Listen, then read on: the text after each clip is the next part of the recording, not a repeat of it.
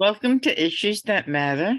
My guest today is Scott Ritter and Diane Sare, and we're going to talk about how Scott and Diane have been criticized by the Wall Street Journal. So, Scott, why don't you take the lead?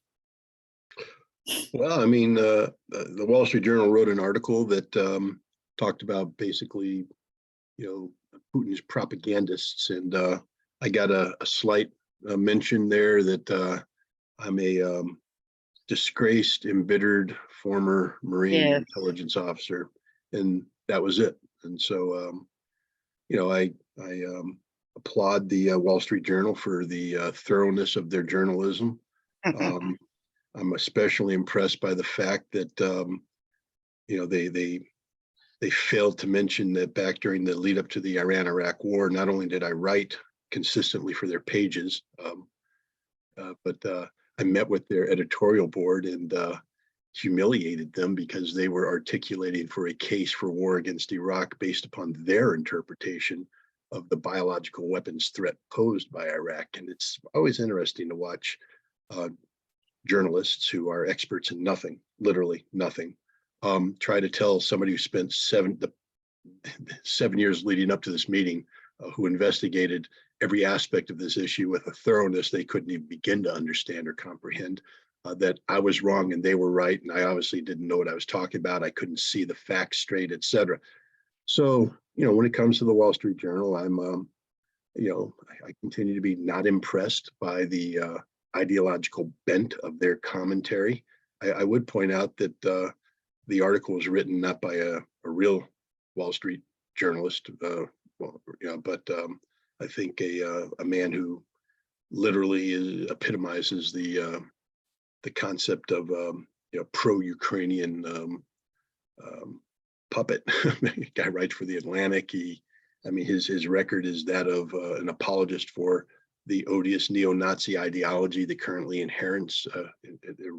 resides in Kiev.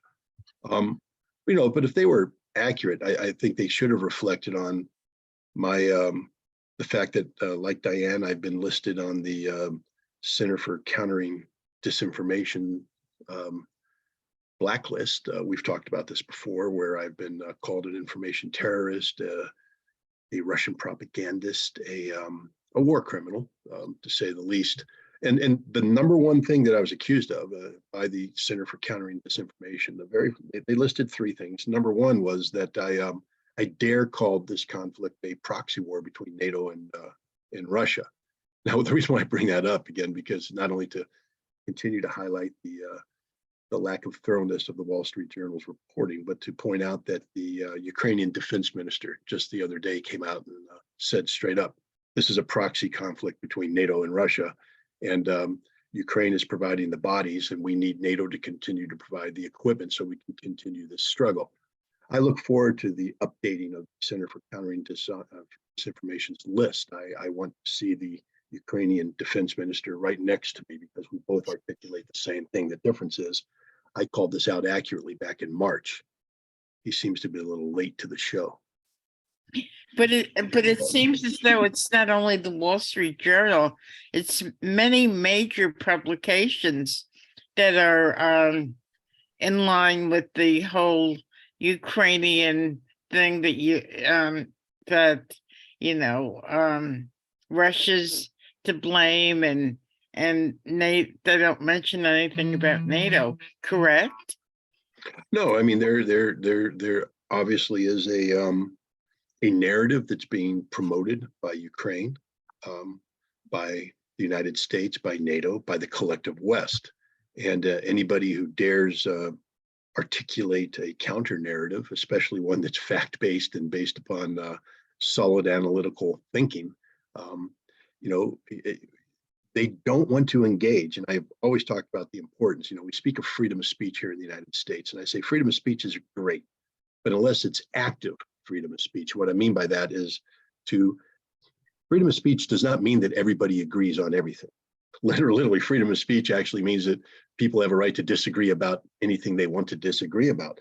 And what transforms freedom of speech from the potential Tower of Babylon, chaos, anarchy, everybody just voicing their own thing, is a process that respects differences and allows them to engage in informed, respectful debate, dialogue, and discussion about these issues to work out differences, try and come up with a consensus of the facts and the conclusions so that we collectively can move in a direction, because otherwise we're sort of stuck in neutral, just spinning our wheels, surrounded, choking in the smoke generated by the tires burning. We need to move forward collectively as a nation if we're going to succeed collectively as a nation. And freedom of speech only works in facilitating this process if we engage in it responsibly, debate, dialogue, and discussion. I'm somebody who says the Wall Street Journal can say whatever they want. That's freedom of speech. That's the beauty of it. Please stake out your position as you did, but don't then dismiss people who have a different take. And you dismiss them in the most embarrassing ways. I mean, not embarrassing for me. They tried to make it embarrassing for me, but it's embarrassing for them to say that I am a disgraced, embittered former. Well, you know what? Gosh, they cite my former experience as a weapons inspector in Iraq. Hey, newsflash, Wall Street Journal. I got it right. You got it wrong. Who's disgraced? It ain't me. And if you want to bring up my criminal past, is that what you want to bring up? It doesn't work, guys. You're wasting your time. I've already addressed this issue. I think I've addressed it with you. I've addressed it with everybody, and I've made it clear.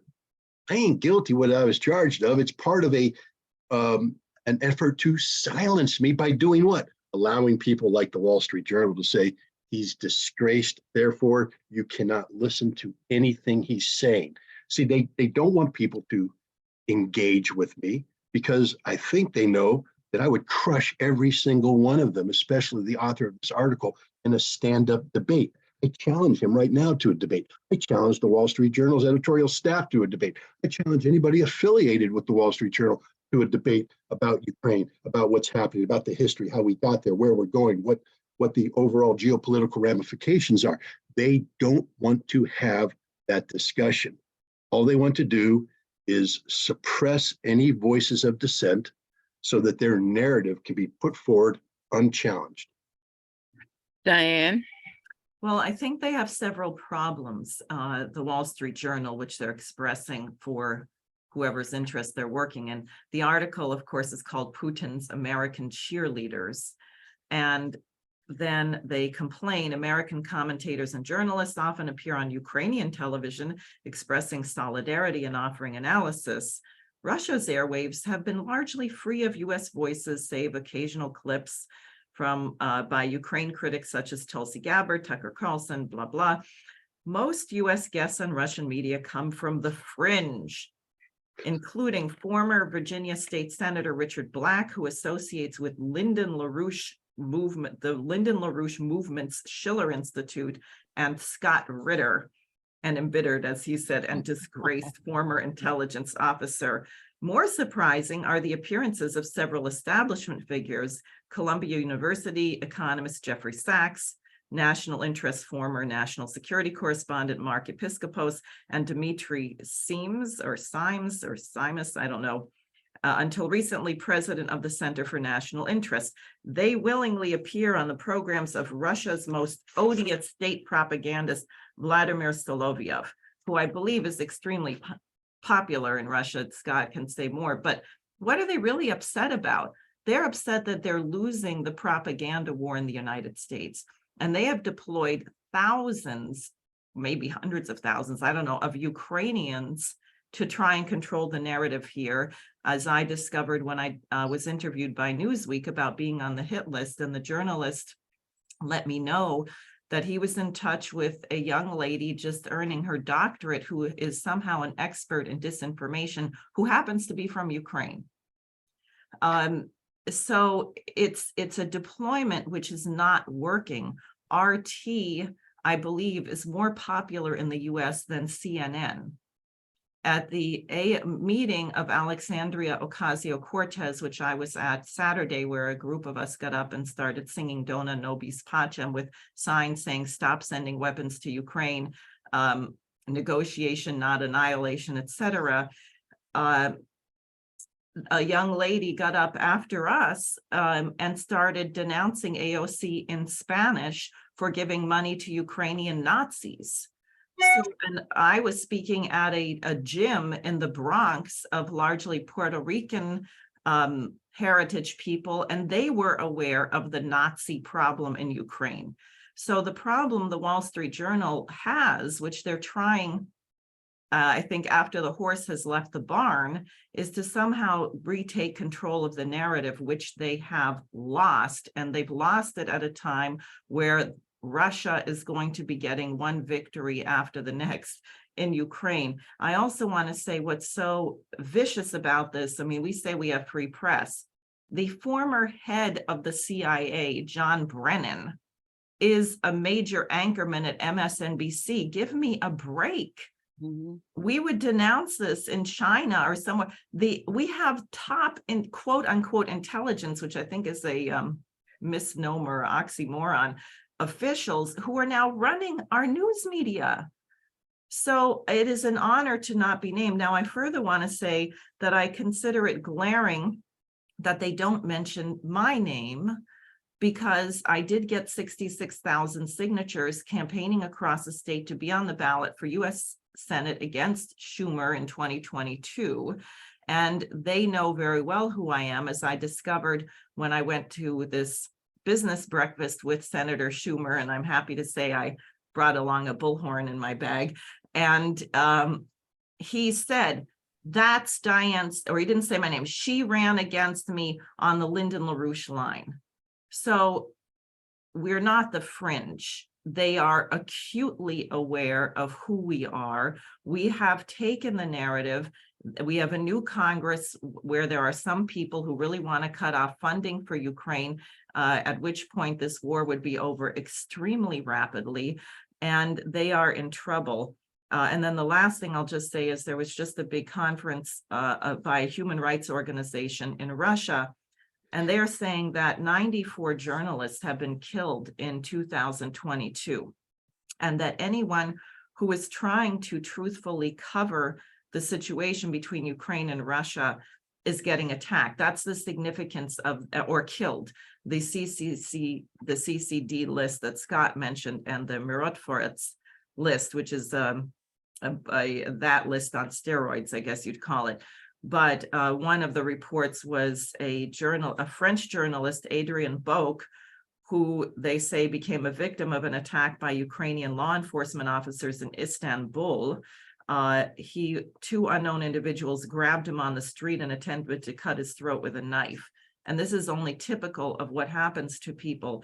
So I think it's outrageous. The Wall Street Journal is on the wrong side in history. They're aiding and abetting a fascist attack on freedom of speech, and they're putting us in danger of nuclear war. And I think the American people are smarter than this, but we have to mobilize to successfully change the policy. I know a number of people who are college educated who don't give any credence to what you guys are saying, and they believe the Wall Street Journal and MSNBC. So how do you counter that? I know you, Scott and Diane, have been on this show many times, but overall, you know, they drown out your voices. What do you think can be done, Scott? Well, I mean, first of all, in defense of these people, and the system is sort of stacked against you. And you say college educated. I'm a college educated person. And when I went to college, I was a history major where I took a lot of government courses.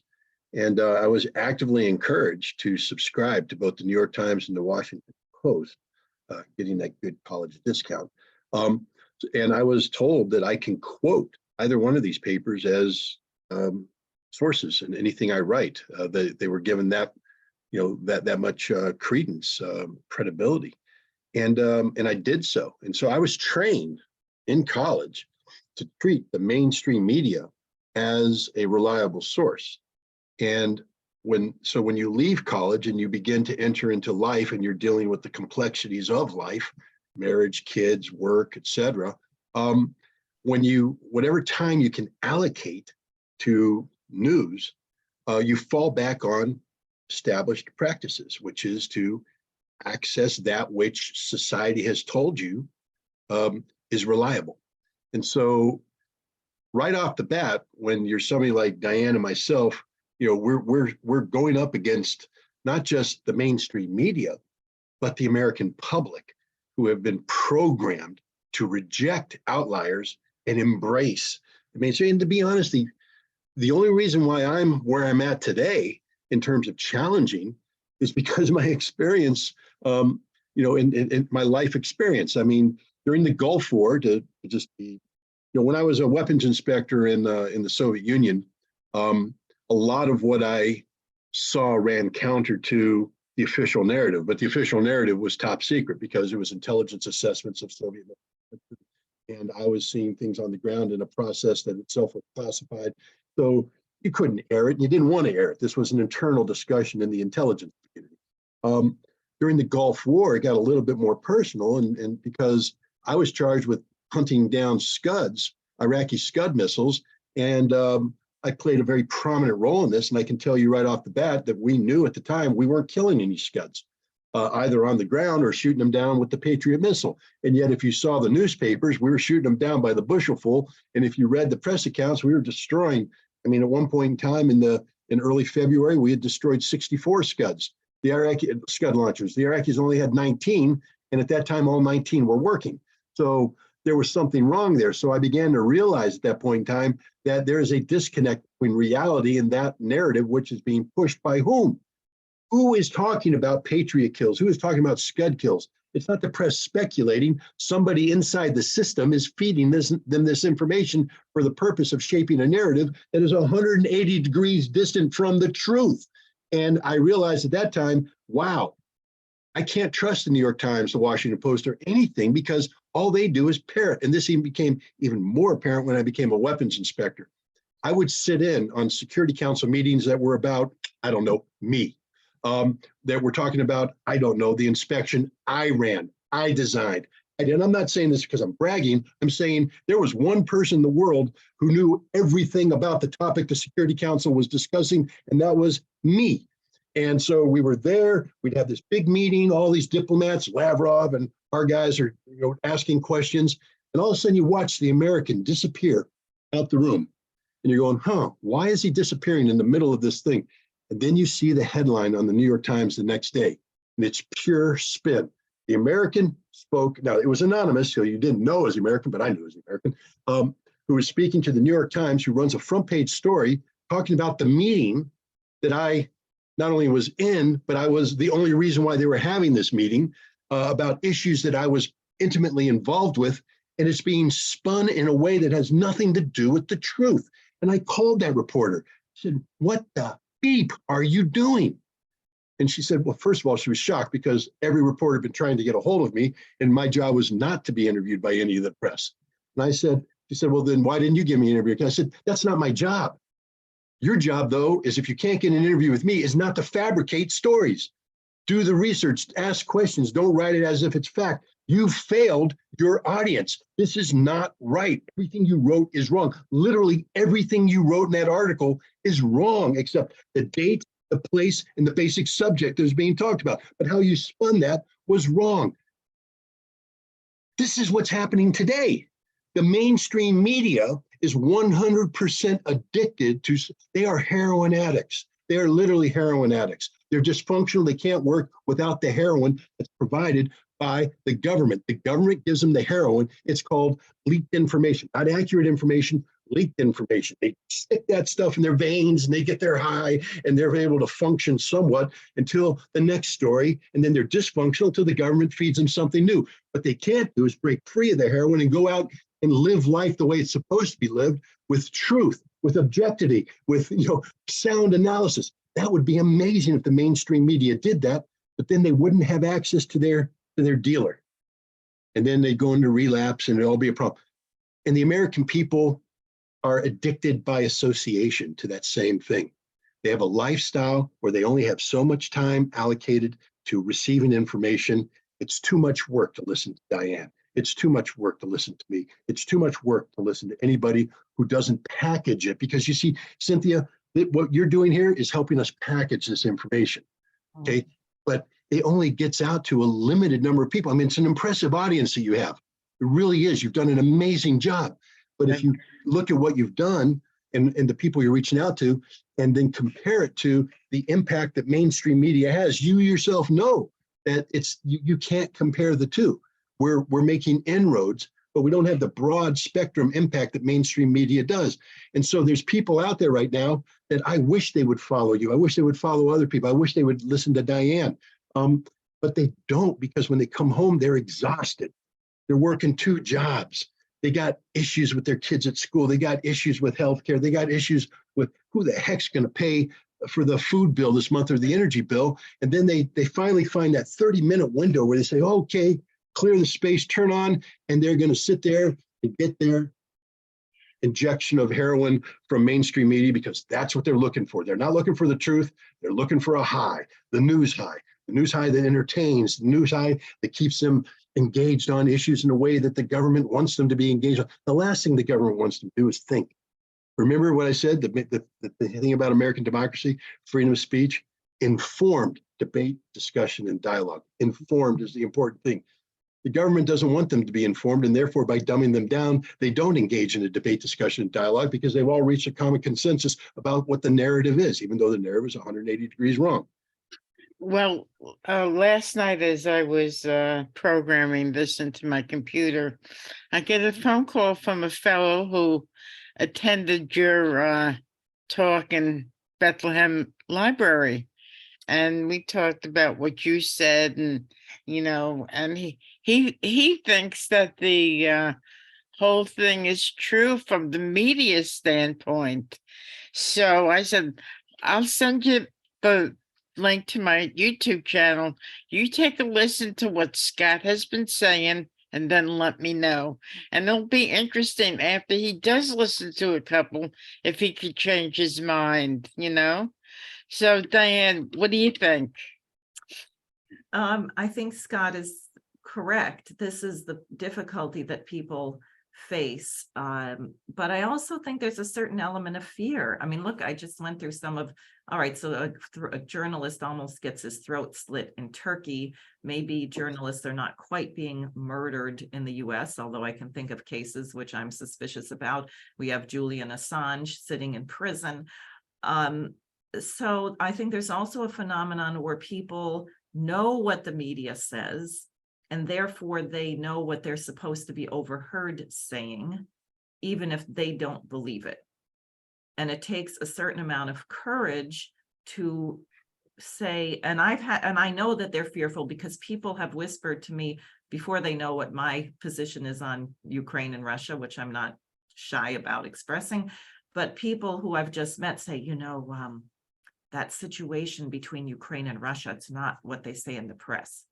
And that's as courageous as that's the most they dare to say until they know if you are on the same page as them.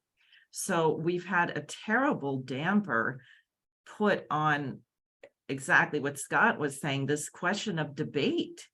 You're not even allowed to disagree. People have a heart attack if they disagree with someone, as opposed to having faith in our ability to reason and figure things out. And of course, I think people do have some fear because the economy is so tenuous and the inflation is so high that they don't want to lose a job. I mean, a lot of this is really about that, right? It's like the McCarthyite witch hunt. You say the wrong thing, you're being on the House Un-American list or whatever it is. And it's very destructive. But I will also say the fact that the economy is in the state that it is, and eggs are $5 a dozen or whatever they are, will have people waking up. I hope that it will cause some people to say, what am I so afraid of?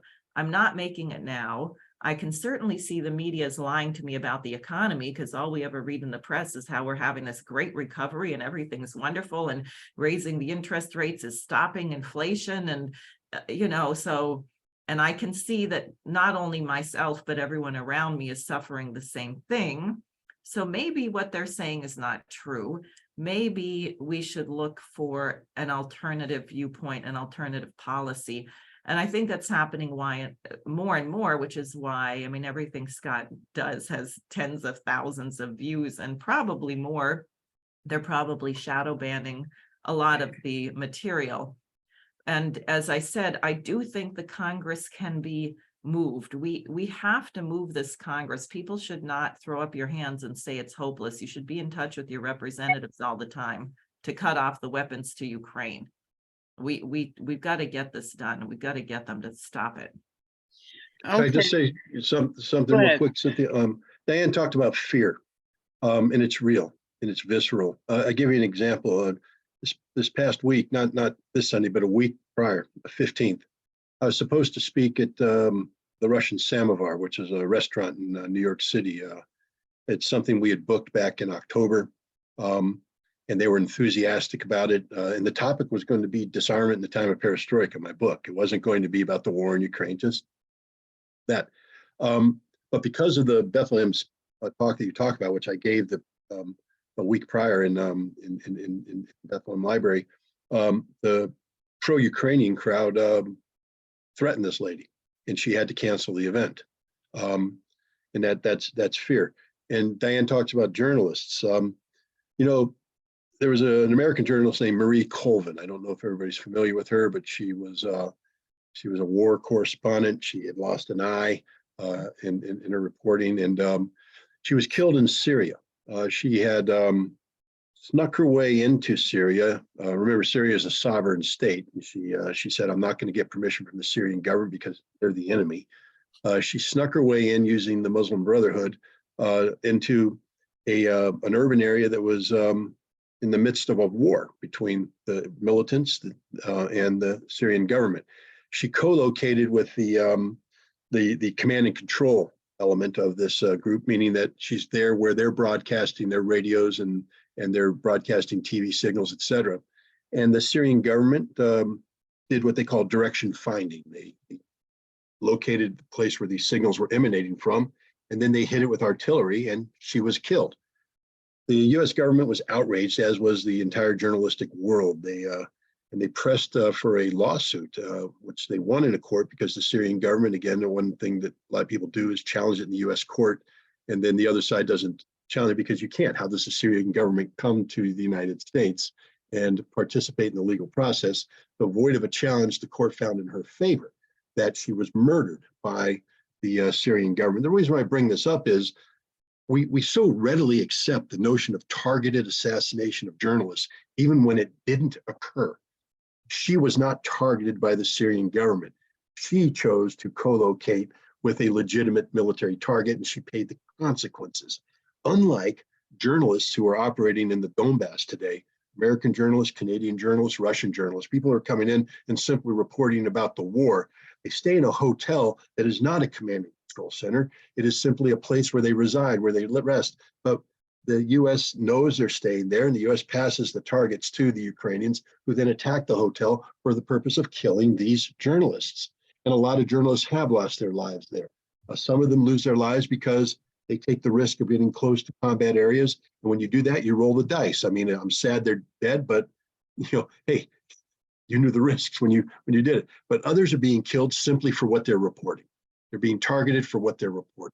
And this is wrong. It's part of the suppression of free speech. And remember, free speech isn't just our ability to speak, but it's also our ability to receive data. That's part of free speech too. And when you go out of your way, the United States government, through their Ukrainian proxies, target journalists who are putting out a competitive narrative that happens to be fact-based and challenges every assumption made, and you try to kill them, you're suppressing the free speech of the average American. Because again, free speech doesn't work if I'm only allowed to stay in my home and shout out in the confines of my house whatever I want to shout out. People say, well, you have free speech. Well, not really. Free speech is when they can articulate this amongst the public, the right to associate. And associate means not just me speaking, but me listening. And we are suppressing the basic fundamental notions of free speech by denying the American people access to reporters who dare report in a manner which is counter to the narrative. Remember, The best way to do that, if you don't like what they're saying, is through debate, discussion, and dialogue. I would love to see 5 journalists reporting from the Russian side in the Donbass come up against any 5. Pick them, all the Pulitzer Prize winning journalists you want in the United States and the collective West who've reported on the Donbass. They don't have the information, the accurate information, the single pinky of one of these Russian reporters. Put 5 on 5. It'll be the quickest debate victory the world has ever seen, because these pathetic little Pulitzer Prize winning toadies would get crushed factually and in terms of the overall quality of argument by their Russian counterparts. And that's why they're being targeted for assassination, not just from the mere thwarts list, but active assassination by the United States through the Ukrainian military, targeting the places of their work in the Donbass. Diane? Well, I think in a sense, I want to go back to what we want, or human beings. I think that at least 99%, maybe more, of the people on this planet do not want to live in a state of perpetual war. They want their children to be able to grow up safely, able to do normal things that children do, play with their friends, learn to play an instrument, conduct experiments in the basement, whatever, play baseball, whatever children want to do that helps them develop their mind and develop their talent to become adults who contribute to the betterment of mankind as a whole.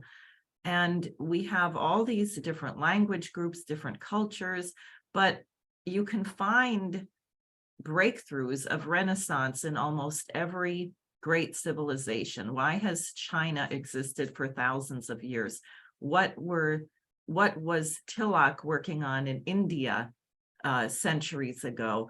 There are contributions that have been made from every culture, and therefore there should be a certain kind of respect for both the equal potential of every single human being born on this planet and the diverse contributions that can come from others. And somehow there's a denial of this, that some little group of people has put themselves in a position of power because they have a lot of money, which is a really arbitrary construct that wasn't given them by God, right? They created an arbitrary system which gives them a bunch of power to impose the most hideous suffering on huge numbers of people.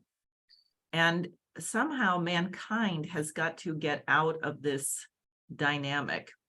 And I think that's what people of goodwill want. And ultimately, that is more powerful than evil. The danger we have right now is that the people committed to this evil and untrue outlook have nuclear weapons, they have biological weapons, they have chemical weapons, and they are capable of annihilating the human race, which is another reason why the 99% of us who do not want the annihilation of the human race, who are not feeling particularly suicidal or homicidal, really should figure out how to get together and put an end to this. And I think we have to remind ourselves we've come to accept very, very low and degraded standards of behavior in this country.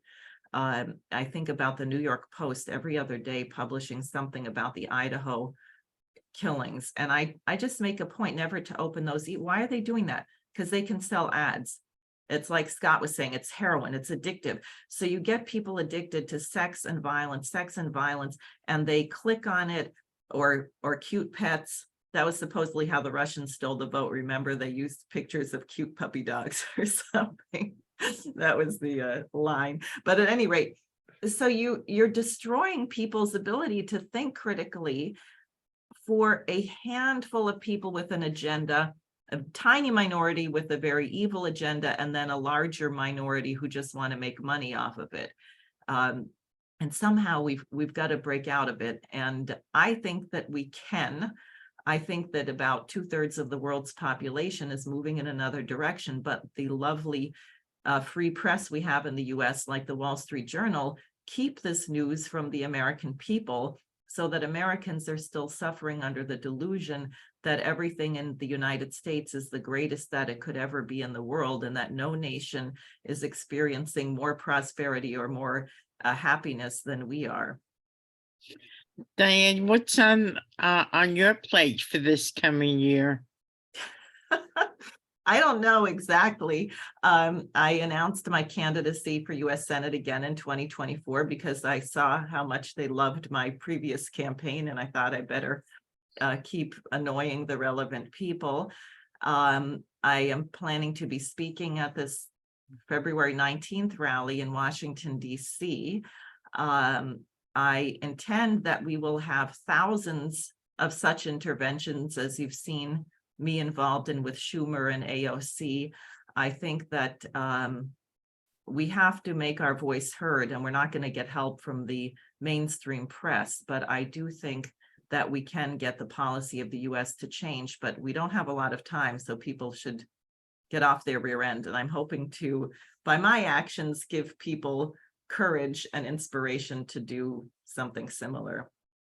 Scott, what's on your plate? Well, I don't know. I mean, Diane has just done an amazing job of exposing me as the Russian propagandist that I am, because I am guilty of using my little dog Maverick as clickbait on my YouTube stuff. So I'm done. I knew it.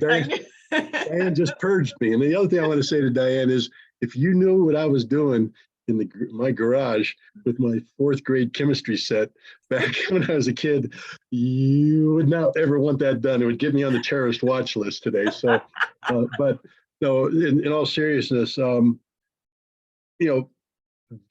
war in Ukraine has, it's horrible. It's tragic. I wish it could happen. I'm not responsible for it. What I have done, like Diane and others, is speak out against it. And as a result of that, I've been given a platform that I otherwise probably wouldn't enjoy, access to people, etc. I will continue to speak out about this conflict, but the conflict is going to go the way it's going to go, whether I say something or not. What I plan on doing is, this book I wrote, Disarm at the Time of Perestroika. I love the book with a passion you can't understand because you didn't live it like I lived it. This is not only autobiographical, it's historical, but more important for today, I call it a template of hope. But a template of hope only works if people are exposed to it and are given opportunities to act on the hope. One idea was to engage in a dialogue that could somehow educate people about the importance of arms control, because the American government and the Russian government clearly are going to do the same thing and come together and work on arms control, but they're not. That's the problem. There is no drive on either the United States or Russian side to do this. And so now we're left saying, well, then what do we do if the principals don't want to talk? How can we, the people, inject in? And, if we don't do something, there's a risk that there's going to be a nuclear war. And it's not a joke. It's real. I mean, a lot of people, you're fear-mongering, you're fear-mongering. Well, you know what? Maybe. But if I'm right, it's all over. This isn't like, getting it a little bit wrong or the consequence. If I'm right about my fears, the world comes to an end. And so the question is, how do we make sure that doesn't happen? And I said I was canceled at the Russian Samovar, but a wonderful radio talk show host named Randy Credico. Diane may know him. I know him. Diane and Cynthia, you know him. Randy, he said, yes, he came up with plan B. And in a matter of a couple of days, we got another space booked and we held this event. There was a gentleman at that event who brought to my attention something that I had forgotten, that in the summer of 1982, 1 million Americans held a demonstration in Central Park, not against something, but for something, for disarmament, for arms control. And that kind of public opinion helped shape the ability of the Reagan administration to move out of the impasse that existed, because like today, back then, they weren't talking. The Russians, the Soviets, the Americans weren't talking about arms control. They were just not talking. And 1 million people, together with what was going on in Europe, helped create an impetus, a political impetus for arms control. So this is what I'm going to do, Cynthia, this year. I'm going to take my book. I'm going to take it to Russia. It's in the process of being translated right now. And it looks like we're going to get a Russian publisher. Then I'm going to go to Russia. Screw you, America, not American people, the American government. I'm going to Russia. Try and stop me. I'm a journalist. And then I'm going to do a tour where I'm going to take the message of this book to the Russian people. It isn't just going to be a tour that happens in a vacuum. You know the old saying that if a tree falls in the woods and nobody hears it, did anything really happen? If I go to Russia and I have this tremendous, what I'm hoping will be this tremendous reception where people are going to show how much they want to engage on this important topic, and I don't get that message back to the United States, then it didn't happen as far as the American people are concerned. So I'm taking a documentary film crew, and we're going to film this. We're going to film the interaction, not just me speaking, but the reception on the part of the Russian people, how they receive it, what they think about it. And then they're going to be talked to about what they think about America, is their hope. And then we're going to come back and we're going to turn this raw material into a documentary film. And I don't know what the title is going to be. It might be called Building Bridges. And then I'm going to go on a tour in the United States, and I'm going to show this film to the American people as I introduce them to my book. And I'm going to say, this book is the building blocks of a bridge between Russian people and American people about one of the most important issues of our time, which is disarmament. And then I'm going to encourage a dialogue, because when I'm in Russia, I'm going to try and identify people in each Russian city who want to have this dialogue. And I'm going to come back and I'm going to go to counterparts in America and identify civic groups and social groups in America that also want to have a dialogue. And I'm going to put them in contact with one another. And I'm going to start that process of communication between the Russian people and the American people. And my dream, and I don't know if I'll be able to do this, but my dream is at some point in time, whether it's in a year, 2 years, 3 years, I'm going to put 1 million American people in the streets of New York City protesting not against something, but for disarmament. And I want 1 million people in the streets of St. Petersburg, Moscow, and Russia, not protesting against things, but in solidarity with their American friends about disarmament. And if we can't, if the Russians and the American government aren't going to talk, then we, the people of the United States and Russia, need to find a way to send a signal to them. That's what we demand you do. Have a discussion. We're not predicting outcome. We're not dictating solutions. We're simply saying, have a discussion about the one thing that can kill all of us: nuclear weapons and disarm. So that's what I'm going to be doing in next year, Cynthia. That and mowing the grass and playing with my Russian propagandist, Cool Maverick. Great, great. I am so honored to know the both of you. You guys are great. So I want to thank the both of you for spending some time and doing a Issues That Matter video with me. And I'd like to thank everybody for listening.